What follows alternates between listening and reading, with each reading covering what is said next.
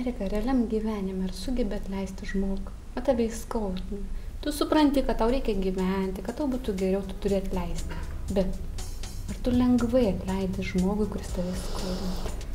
Na, mato, tas skaudumas irgi yra labai daugiasluoksnis, ar ne? Viena, kada tave įskaudina fiziškai, antra, kada tave paliečia kokias, na, sakykime, moralės dalykus, ar ne? Trečia, kada įskaudina visiškai, na, sakykime, nepelnytai dėl kažkokio niekniekio. Ir todėl tos reakcijos yra neadekvačios, ar ne? Bet galiu pasakyti tik vieną, kad aš labai stengiuosi atleisti. Labai stengiuosi atleisti.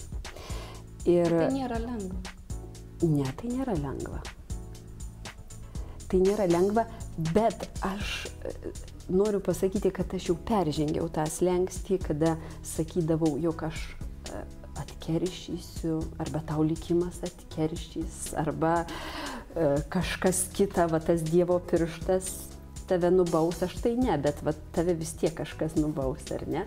Ne, jau to nebeliko manyje ir aš tokių, na, nepasakosiu savo visos biografijos, bet buvo tokių žmonių, kada papasakotum kitam tą kontekstą, ar ne, situaciją gyvenimišką, kada būtų galima apskritai niekada neatleisti už tokias nuoskaudas, ar ne? Bet aš visą tai labai kažkaip sugebėjau išsianalizuoti savyje, išsiaiškinti, dėl ko tas žmogus taip elgėsi, kodėl jo buvo tokie motyvai. Ir tiesiog labai geranoriškai leisti jam gyventi toliau. Viskas susiklosti su šypsena, su tokiu ramybė savo, ar ne?